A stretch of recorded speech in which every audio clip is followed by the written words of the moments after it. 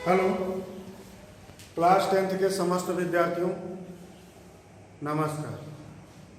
आज की video class में हम class 10th chapter number 13 surface area and volume इस चैप्टर पर आपको विधिवत समझाने वाले हैं और ध्यान से समझिए और देखिए। Surface area and volume. अब देखिए, जब एरिया की बात आती है तो सरफेस एरिया और एरिया, यानी देखिएगा ये 2D और 3D का मतलब पहले समझिए कि 2D क्या है, 3D क्या है।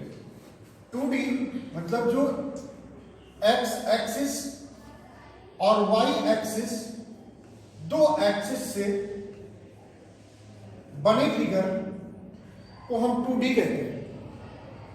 जैसे सर्कल है, ट्रायंगल है,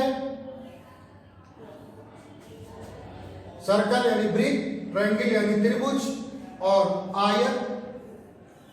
इस प्रकार के अन्य कई ऐसे फिगर हैं जिनको हम 2D के माध्यम से बना करके देख सकते हैं। परंतु कुछ ऐसे फिगर हैं जो 3D डायमेंशन के होते हैं। ये जो यहां पर आपको दिखाई दे रहे हैं, ये एक्स एक्सिस का पॉजिटिव डायरेक्शन दिखाई दे रहा है। जो इसका नेगेटिव डायरेक्शन है वो बैक साइड में है, सो आपको दिखाई नहीं दे रहा है। और ये वाई एक्सिस है का पॉजिटिव डायरेक्शन और ये जेड एक्सिस। इन तीन डायरेक्ट एक्सिस के माध्यम से बने फिगर को हम 3D कहते हैं। जैसे घना बोले तो जिस क्लास में आप बैठ करके पढ़ रहे हो, ये एक घनाभ यानी क्यूबाइड साइज का है, जिसको हम इस प्रकार से फिगर बनाते हैं। हमारी शुरुआत यहीं से है। क्यूब है, क्यूबाइड है और क्यूब है जिसमें उस कमरे की जिसकी लंबाई, चौड़ाई, ऊंचाई तीनों बराबर होती हैं, उन्हें हम कहते हैं क्यूब, मीन्स घन। जैसा कि आपके सामने ये फिगर बना दिया है, ध्यान से देखें। ये जो ऊपर वाला पोर्शन है ये छत का पोर्शन कहा जाता है। ठीक से देखिए ध्यान से। घन, घनाभ, इनको आप हाथ में ले सकते हैं, इनके अंदर जा सकते हैं, रह सकते हैं, बैठ सकते हैं। क्या वृत्त के अंदर भी आप अंदर तो चले जाएंगे, एक गोल सर्कल के अंदर, एक वृत्त के अंदर, परंतु उसको उठा नहीं पाएंगे। देख सकते हैं और इसको देख भी सकते हैं और अपने हाथ में भी ले सकते हैं, जैसे बॉल। तो ये 3D का है। इसी में आप आगे पढ़ेंगे कोन। कोन मीन्स शंख होती है। शंख को आप जैसे बर्थडे की टोपी, कैप लगाते हैं बर्थडे में, वो एक शंख के रूप में होता है। तीसरा आप पढ़ेंगे इसी में सिलेंडर, यानी जिसे कहते हैं बेलन। क्या कहते हैं? बेलन। और फिर इसके बाद में इसी में आप पढ़ेंगे बॉल, जैसे आपने देखा होगा गेंद, जिसको गोला कहते हैं, स्फीयर। तो इन तमाम चीजों के बारे में तो विधिवत पढ़ेंगे, बट यहां पर हम जो पढ़ेंगे वो 3D पढ़ेंगे। क्या पढ़ेंगे इस चैप्टर में? 3D पढ़ेंगे और इसमें 2D का साथ सहयोग लेंगे। बट जैसे इनकी बिना हेल्प के हम इस चैप्टर को नहीं पढ़ सकते हैं। इस बात को भी ध्यान में रखते हुए आप काम करेंगे। जैसे अगर आपको एक आयत का क्षेत्रफल निकालना नहीं आता है तो घनाभ या क्यूबाइड की सरफेस एरिया को फार्मूले को रटेंगे, केवल निकाल नहीं पाएंगे। लेकिन अगर इनके फार्मूले अगर आपको आ रहे हैं तो आप विधिवत निकाल सकते हैं, देख सकते हैं, समझ सकते हैं। आइए अब आपको हम 3D के बारे में समझाते हैं 1 by 1। अब यहां पर देखिए क्यूबाइड। क्या? क्यूबाइड यानी घनाभ। घनाभ का मैंने फिगर बनाया। ये जो है नीचे वाला पोर्शन है और ये ऊपर, जिसे आप छत कहते हैं, छत वाला ये पोर्शन है, जिसका मैंने नाम ले लिया A B C D। अब ये टॉप वाले पोर्शन को A dash, B dash, C dash, D dash नाम ले लिया। फिर उसके बाद में अब इसके फार्मूले पे आते हैं। तो सबसे पहले सरफेस एरिया मीन्स पृष्ठीय क्षेत्रफल की बात करेंगे।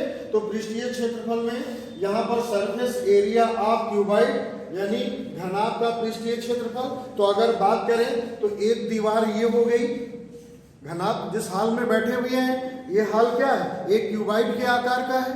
तो इस हाल की ये दीवार जिसमें ब्लैक बोर्ड लगा हुआ है, इस दीवार की जितनी भी एरिया होगी उतनी ही बैक साइड की एरिया होगी। यानी अगर इसमें देखा जाए तो ये चौड़ाई है ब्रेथ और ये ऊंचाई है। अगर इसकी एरिया निकालेंगे तो क्या लिखेंगे, चौड़ाई गुणे ऊंचाई means b into H, b into H, b से हो गया ब्रेथ और h से हो गया हाइट, यानी ये क्या हो जाएगा bh। अब यहाँ पर देखिएगा जितना इस दीवार का क्षेत्रफल होगा उतना पीछे वाली दीवार का भी क्षेत्रफल होगा, इसलिए हम यहाँ पर 2 लगा देते हैं। यानी ये 2 दीवार का क्षेत्रफल आपने निकाल लिया। अब बात आती है इस साइड वाली दीवार, तो ये लेंथ यानी लंबाई गुणे ऊंचाई LHL, क्या लिखेंगे HL लिखेंगे आप, ऊंचाई गुणे लंबाई। तो जितना इस दीवार का क्षेत्रफल होगा उतना ही इस दीवार का क्षेत्रफल होगा, जिसे हम लिख सकते हैं 2HL। अब देखिएगा इस दीवार का 2 दीवार का निकाल चुके, इस दीवार का निकाल चुके। अब आ जाइए फर्श यानी जो आयत के आकार का है, लंबाई है और चौड़ाई है। अब इन दोनों को गुणा करेंगे, इसकी एरिया निकालेंगे, क्षेत्रफल निकालेंगे, तो क्या आएगा L इंटू बी, लंबाई गुणे चौड़ाई, क्या आएगा L इंटू बी। अब जितना फर्श का क्षेत्रफल होगा उतना ही छत का भी क्षेत्रफल होगा। तो अब दोनों का क्षेत्रफल, इसलिए हम लगा दिए 2LB। अब हमें पृष्ठीय क्षेत्रफल यानी पूरा टोटल का ज्ञात करना है, तो हम लिख सकते हैं यहाँ पर, क्या लिख सकते हैं 2LB plus 2BH plus 2HL, लिख सकते हैं कि नहीं लिख सकते हैं। अब यहाँ पर हम 2 कॉमन ले लें, जब 2 कॉमन ले लेंगे तो क्या हो जाएगा, ये सूत्र आपका फार्मूला बन जाएगा सरफेस एरिया का, यानी 2 into LB plus BH plus HL। यहां पर L का मतलब है लंबाई और B का मतलब है चौड़ाई और H का मतलब है ऊंचाई। तो ये सूत्र आपका हो गया सरफेस एरिया। लेकिन आपके सामने क्वेश्चन ऐसा आता है, ध्यान से सुन लें, एक कमरे की लंबाई इतनी है, चौड़ाई इतनी है और ऊंचाई इतनी है। उस कमरे की पोताई करानी है और 1 मीटर स्क्वायर का जो पोताई का खर्च होता है वो 1 रुपये या 2 रुपये करके कुछ इतना दिया रहता है रेट। तो सबसे पहले क्या करेंगे, अब जब कमरे की बात आएगी तो उसमें हम, तो इस प्रकार के कंपैरेटिव एग्जामों में और आपके बोर्ड एग्जाम में सवाल बहुत पूछे जाते हैं। अब जैसे कोई कमरे की लंबाई दे दी गई, चौड़ाई दे दी गई, ऊंचाई दे दी गई, अब उसमें 1 मीटर स्क्वायर का खर्चा आपको दे दिया गया, तो पूरी पोताई का खर्चा निकालें। तो सबसे पहले क्या करते हैं, कमरे की जिसको पोतना है, अब पोताई आप फर्श की थोड़ा करते हो, आप छत की करोगे और चारों दीवारों की करोगे, तो उन सब का जो क्षेत्रफल होगा उसे हम कहते हैं लेटरल सरफेस एरिया, कहते हैं ना, लेटरल सरफेस एरिया कहते हैं, जिसे यहाँ पर देखिएगा लिख रखा है मैंने लेटरल सरफेस एरिया। लेकिन आप अपनी सुविधा के लिए याद रखिए white washing area of room, जिसे हिंदी में क्या कहेंगे, कमरे यानी हॉल भी कह सकते हैं, कमरा भी कह सकते हैं। कमरे या हॉल की पोताई का क्षेत्रफल, जब पोताई का क्षेत्रफल निकाल लोगे तब उसमें 1 मीटर स्क्वायर का जितना रुपया दिया होगा उतने रुपए को इससे मल्टीप्लाई कर दोगे, आंसर आपका निकल आएगा झटके में, वरना आप भटकते रहोगे। ये बहुत बेहतरीन चीज होती है जिसे आप बड़े ध्यान से देखो। अब यहाँ पर देखिएगा, जब आप फर्श का क्षेत्रफल तो करेंगे नहीं, तो यहाँ पोताई तो करेंगे नहीं, छत का तो करेंगे, और ये एरिया आप देखिएगा, ध्यान से देखिए, ये क्या है, ये फर्श और छत का क्षेत्रफल है। तो इसमें से ये 2 हटा दें तो छत केवल रहेगा। तो अगर इसको ऐड करें तो क्या हो जाएगा, 2HL plus 2BH plus LB हो जाएगा। यानी ध्यान रखिएगा, क्या लिख सकते हैं, 2L प्लस B ब्रैकेट के बाहर इंटू H और प्लस LB, ये सूत्र याद रखिएगा जिसे हम कहते हैं लेटरल सरफेस एरिया। हमारे बच्चे तो ये ध्यान रखते हैं कि जब कमरे की पोताई का क्षेत्रफल आए तो 2L + B × HLB जो ब्रैकेट के अंदर जोड़ा गया है उसी को बाहर जोड़ने के बाद में हमें गुणा कर देना होता है। ध्यान रखिएगा इस फार्मूले को। आइए इसी पर बात करते हैं। अगर वो कह देते हैं, ये भी क्वेश्चन आता है, अगर वो कह देते हैं कि कमरे की दीवार या हाल के दीवारों के पोताई का क्षेत्रफल ज्ञात करिए, तब उसमें छत भी छूट जाती है, फर्श तो ऑलरेडी छूट जाती है, लेकिन छत को भी छोड़ देते हैं। तो वहां पर देखिएगा इसको मिटा ही देते हैं, रफी कर देते हैं, तो क्या आ जाएगा 2HL + 2BH। अब अगर हम यहां से कॉमन ले लें 2L + B × H बाहर कॉमन ले लिया और 2 को पहले रख लिया। तो ये फार्मूला कब लगाएंगे, इसको आपको ध्यान में रखना है कि जब कमरे के दीवार या हाल की पोताई का क्षेत्रफल ज्ञात करना हो तब इस सूत्र को लगाएंगे। ध्यान रखेंगे कमरे की दीवार की पोताई का क्षेत्रफल और कमरे की पोताई का क्षेत्रफल हो तब इस सूत्र का ध्यान रखिएगा, लगाएंगे। अब जब पूरा टोटल यानी सरफेस एरिया ही ज्ञात करनी हो तब आप इस फार्मूले को लगाएंगे।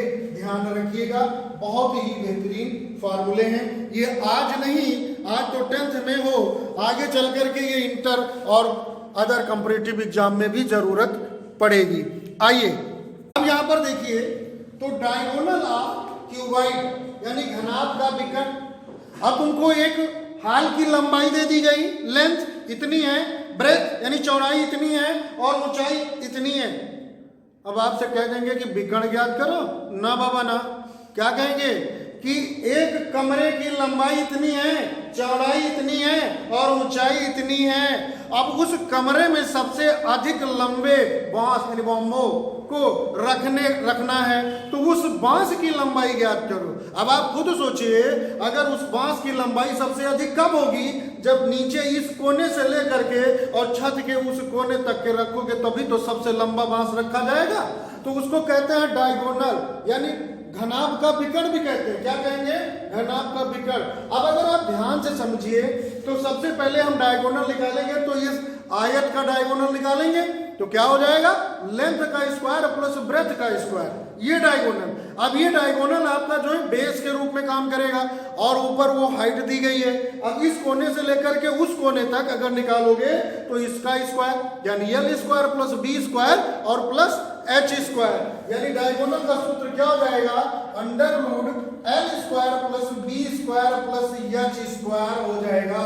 ध्यान रखिएगा कि एक कमरे की लंबाई दी जाए, चौड़ाई दी जाए और ऊंचाई दी जाए और उसमें सबसे अधिक लंबे क्षण रखा गया है, उस क्षण की लंबाई पूछे तो सिर्फ आप डायगोनल ज्ञात करेंगे। अब आइए बात करते हैं लास्ट फार्मूले जो घनाभ में कहते हैं, क्या, वॉल्यूम ऑफ क्यूबॉइड, जिसे कहते हैं घनाभ का आयतन। क्या कहते हैं, घनाभ का आयतन। आपने नाम सुना होगा क्या, LBH, L × B × H यानी लंबाई गुणे चौड़ाई गुणे ऊंचाई। अगर नहीं याद रहता है तो ऐसे याद कर लीजिएगा, क्या, लखनऊ भूखा है, क्या, LBH। ध्यान रहेगा, बिल्कुल मस्त, इसमें कोई दिक्कत नहीं। क्योंकि ऐसा सवाल आता है कि एक सिलेंड्रिकल के आकार का पात्र है और उसमें पानी भरा गया है और एक घनाभ है जिसकी लंबाई इतनी है, चौड़ाई इतनी है, ऊंचाई इतनी है।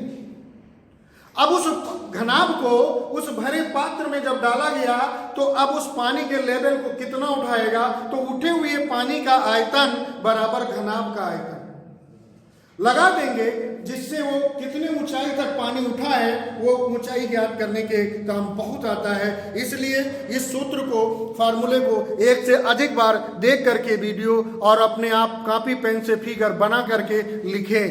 आइए अब यहां पर देखिए आप घन यानी क्यूब। अब क्यूब के बारे में कहा जाता है यानी होता है कि उसकी लेंथ, ब्रेथ, हाइट तीनों सेम होती है। यानी लंबाई जो होती है वो चौड़ाई के बराबर और चौड़ाई जो होती है वो ऊंचाई के बराबर, अर्थात तीनों आपस में बराबर, यानी इसको हम A मान लेते हैं। साइड यानी भुजा। तो अब यहां पर ए है, यहां पर ए, यहां पर ए ले लिया।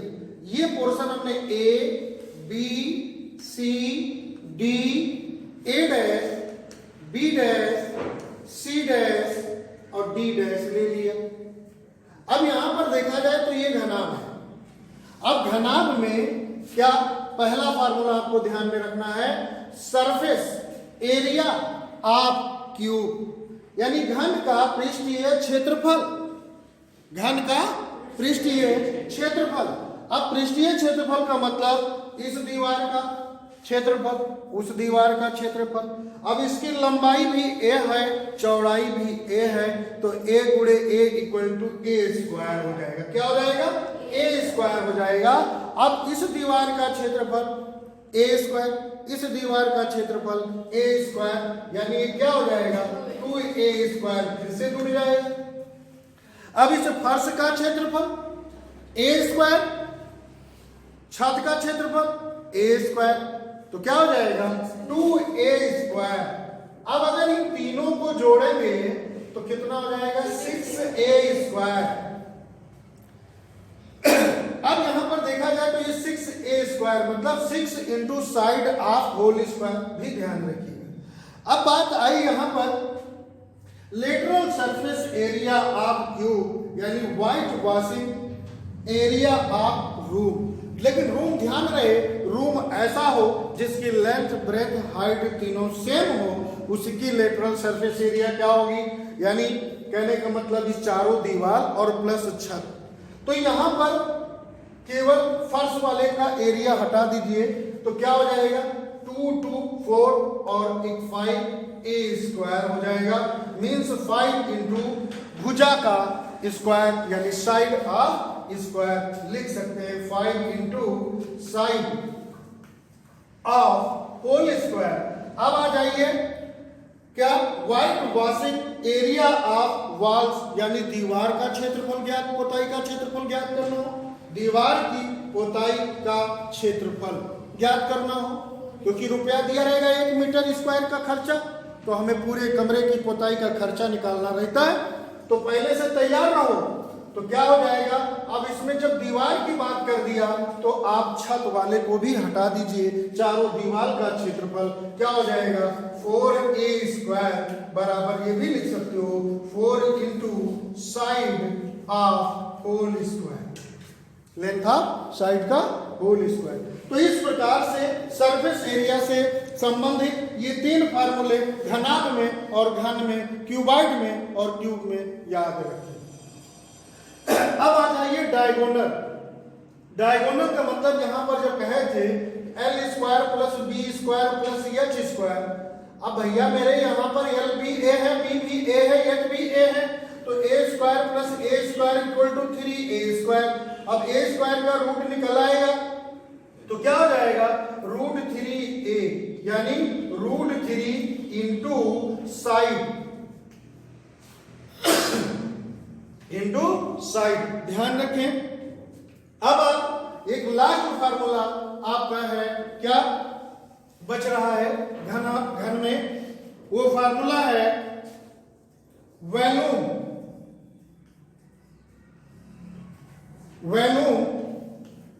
Of cube. Means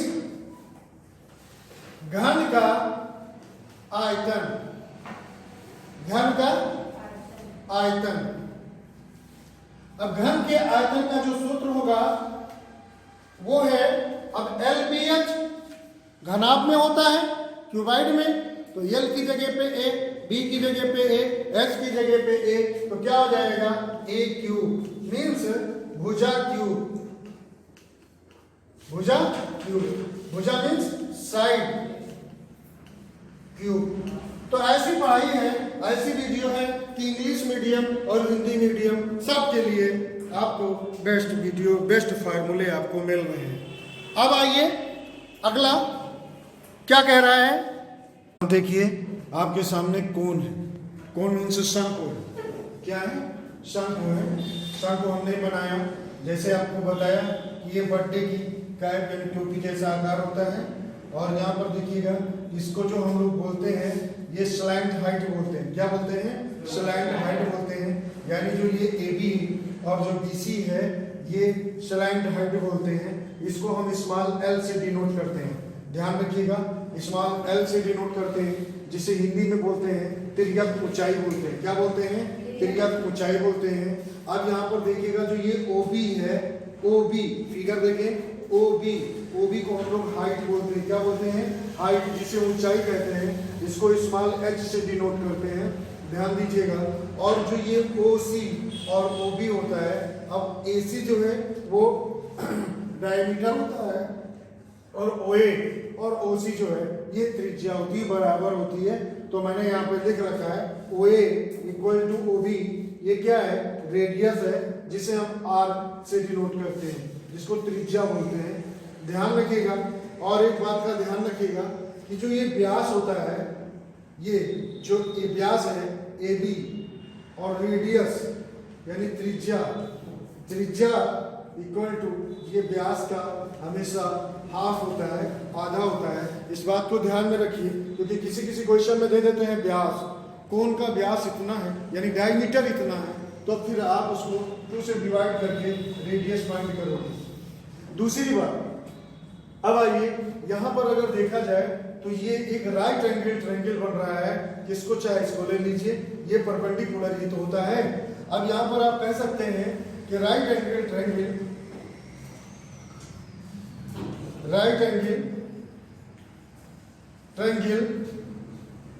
BOC। अब यहाँ पर ये 90 डिग्री है, तो ये क्या होगा? Slant height. हाइपोटेनियस ये हाइट ये परपेंडिकुलर हो जाएगा और रेडियस क्या होगा? बेस होगा। तो यहाँ पे पाइथागोरस थ्योरम अगर लगाते हैं तो क्या हो जाएगा? L स्क्वायर यानी हाइपोटेनियस का whole square equal to perpendicular यानी H का होल स्क्वायर प्लस बेस यानी R स्क्वायर। ये रिलेशन होता है कोण के स्लैंट हाइट और रेडियस के बीच में। इन तीनों के बीच में रिलेशन होता है L square equal to H square plus R square होता है। इधर से अगर हम स्क्वायर हटा दें तो L इक्वल टू रूट क्या हो जाएगा? H square plus R square हो जाएगा। इस प्रकार अगर आप देखें ध्यान से, तो अगर आपको कोण की हाइट गिवन है और रेडियस गिवन है और स्लैंट हाइट की जरूरत पड़ गई, तो आप इस फार्मूले से निकाल सकते हैं। सेम इसी प्रकार सिमिलरली आप निकाल सकते हैं R इक्वल टू क्या हो जाएगा? यहाँ पर इसको देखिएगा, ध्यान से देखिए, H को इधर ले आएंगे सो नेगेटिव हो जाएगा, तो L square minus H square हो जाएगा। अब यहाँ पर अगर ध्यान से देखें तो ये आपका H इक्वल टू क्या हो जाएगा? H इक्वल टू हो जाएगा under root L square minus R square. अब R स्क्वायर को इस साइड ट्रांसफर करेंगे, so L square minus R square हो जाएगा H स्क्वायर इक्वल टू। अब इस H के ऊपर से स्क्वायर हटाएंगे सो रूट लगा देंगे इधर। तो इस प्रकार से ये L, R और H कैसे फाइंड किया जाए और इन तीनों के बीच में क्या रिलेशन होते हैं, इसको भी ध्यान में रख करके ही काम करिएगा। इधर पहले समझिए कि किसको L कहते हैं, किसको H कहते हैं, किसको R कहते हैं, फिर इन तीनों में क्या रिलेशन है, इन चीज को ध्यान में रखते हुए फिर आगे बढ़ते हैं। कहाँ पर कहते हैं कि कोण curved surface area. Curved surface area का मतलब होता है बाहर का पृष्ठीय क्षेत्रफल। अगर आप ध्यान से देखें तो अगर आपके पास कोई पेपर हो तो पेपर आने दीजिए, तो आप उसको बना सकते हैं।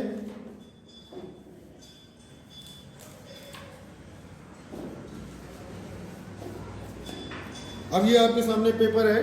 अब यहाँ पर जो आपने एक कोण बना लिया, अब ये कोण बना लिया, जो ये कोण बना हुआ है, अब ये भाग, ये नीचे का भाग जो है वृत्त के रूप में रहेगा, ये नीचे वाला भाग ये वृत्त के रूप में रहेगा।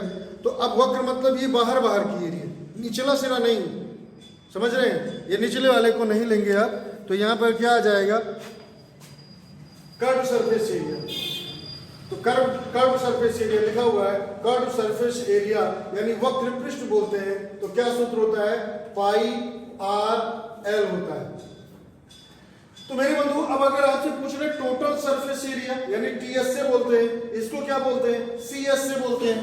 टोटल सरफेस एरिया और यहाँ पर कर्व सरफेस एरिया को हम शॉर्टकट में बोलते हैं क्या, CSA, कर्व सरफेस एरिया। आप कोण लगा सकते हैं, तो कोण की बात कर रहे हैं तो कोण ही होगा। तो यहां पर ये जब आ जाएगा तो ये जो टोटल सरफेस एरिया यानी इसका जो बाहर का है वो भी प्लस ये जो निचला सिरा है, अब निचला सिरा किस रूप में होगा, सर्कल के रूप में होगा, तो सर्कल की एरिया लगेगा। यानी क्या लिख सकते हैं, pi R L plus pi R L plus जो वृत्त के रूप में होगा क्या होगा, पाई आर स्क्वायर होगा। दोनों जगह से क्या कॉमन है, पाई आर कॉमन है। तो अगर आप पाई आर कॉमन ले लेंगे, पाई आर कॉमन ले लेंगे तो क्या बचेगा, एल प्लस आर बचेगा। ये क्या है, टोटल सरफेस एरिया, ये क्या है, कर्व सरफेस एरिया। और ये पाई आर स्क्वायर यानी वृत्त का जो ये निचला सिरा है, इस निचले सिरे के क्षेत्रफल को ऐड करते हुए आगे बढ़ते हैं। अब आइए जो कोण का वैल्यूम यानी वैल्यूम ऑफ कोण का फार्मूला,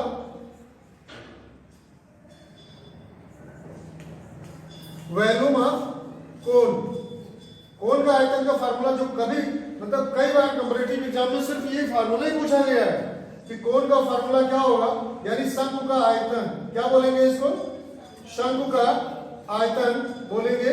तो शंकु का जो आयतन का सूत्र होता है 1/3 पाई आर स्क्वायर एच होता है। क्या होता है, पाई आर स्क्वायर एच होता है 1/3। तो इस बात को ध्यान में रख करके इस फार्मूले को देखते हुए आगे बढ़े।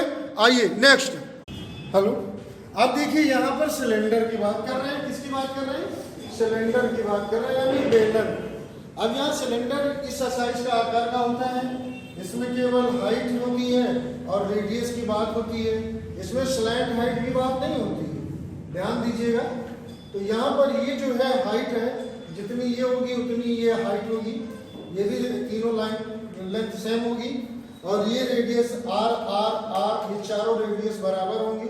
तो आइए, curve surface area of cylinder means बेलन का वक्र पृष्ठीय क्षेत्रफल। तो वक्र पृष्ठीय मतलब बाहर का पृष्ठीय क्षेत्रफल, तो क्या हो जाएगा, जो 2 पाई आर